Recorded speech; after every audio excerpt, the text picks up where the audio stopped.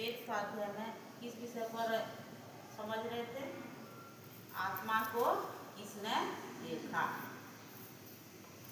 फिर से एक अथर्ववेद के 9वें कांड में एक मंत्र आता है कि ओम अपान प्राण्येति स्वधया गृहीतो अमर्त्यो मर्त्येना सयोनि ताशाश्वन्दाः विशुचिना वियन्ता न्यन्यः चिक्कुर्न चिक्कुरन्यः। मंत्र में कहा गया कि यह जीवात्मा क्या है? अमर्त्य है। और शरीर क्या है? मर्त्य है।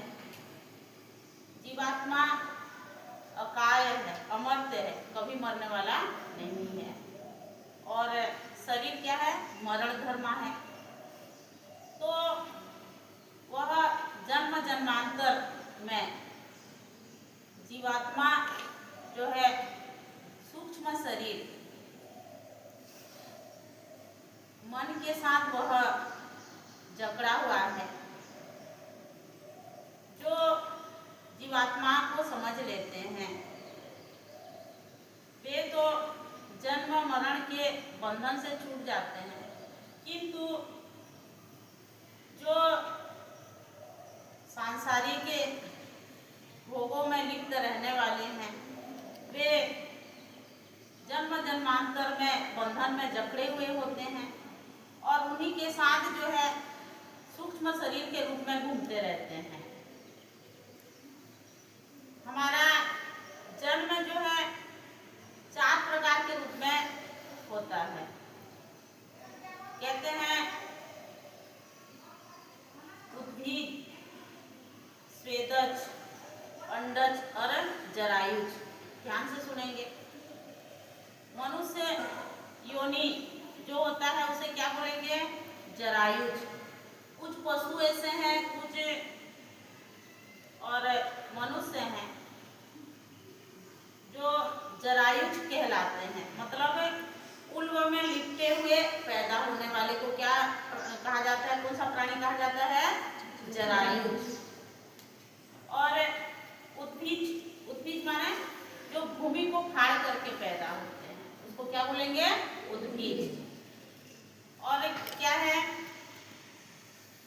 स्वेदज। स्वेदज माने जैसे बारिश हो गई, कुछ अग्नि से, स्वेद से इत्यादि से जो कीट पतंग आदि, कीड़े आदि जो उत्पन्न होते हैं उसे क्या कहा जाता है? स्वेदज।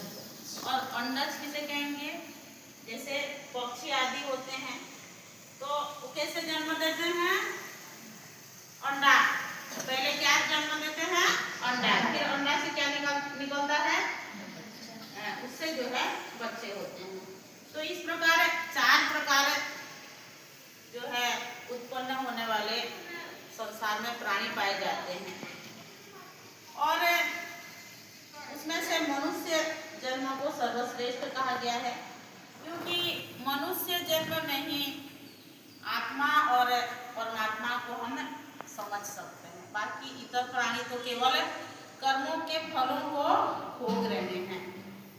उपनिषद में कहा कि 3 प्रकार की स्थिति होती है। देवयान। देवयान अर्थात जो मनुष्य तब जब स्वाध्याय साधना आदि में लीन रह करके अपने कर्मों को करते हुए जब वह जाता है तो कहते हैं कि वह देवयान मार्ग में गमन करता है। और दूसरा है चंद्रयान। चंद्रयान अर्थात जो व्यक्ति अपने जीवन में अत्यधिक जो है उत्तम कर्म करता है, यज्ञ का अनुष्ठान करता है, परोपकार करता है, लोगों में दान देता है, सेवा करता है, तो ऐसे व्यक्ति जो है चंद्रयान मार्ग में गमन करता है। अर्थात वह स्वर्ग की प्राप्ति करता है। स्वर्ग किसे कहते हैं? सुख। सुख मिलने वाला ऐसे घरों में जन्म लेता है कि जहाँ पर वह जो है स्वर्ग सुख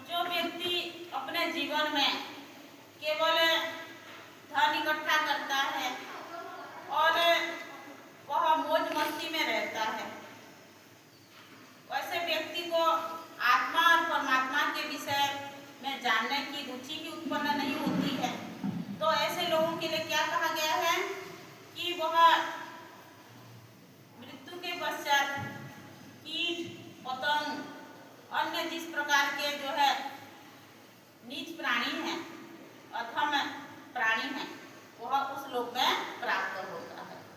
तो हमें अपने जीवन में आत्मा के विषय में समझ करके उत्तम से उत्तम कर्मों को करके, पुण्य कर्मों को करके जो है अपने जीवन को सफल बनाना चाहिए।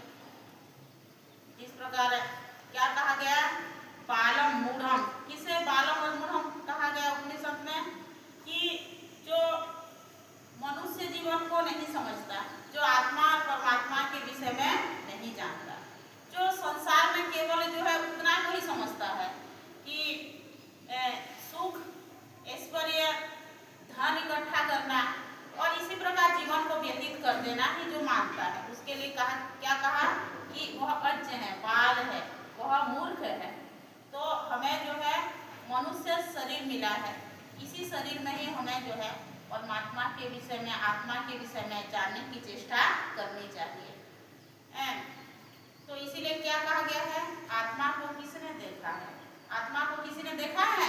नहीं। आत्मा को हम कैसे देख सकते हैं? अपनी चर्म चक्षु से नहीं देख सकते, वह बाहरी दृष्टि से नहीं देखा जा सकता। हम अपने अनुभव से, अपने ज्ञान से जो है हम आत्मा का महसूस कर सकते हैं। तो इसीलिए हमें जो है, हमारा आत्मा तो बहुत सारे हैं, किंतु हमें मनुष्य शरीर में हमारा आत्मा आया है, तो मनुष्य शरीर में ही व्यक्ति जो है श्रेष्ठ कर्मों को कर सकता है। तो इसीलिए श्रेष्ठ कर्मों को करने के लिए हमेशा हमें प्रयत्नशील रहना चाहिए। और आगे आत्मा विषयक चर्चा और आगे की जाएगी।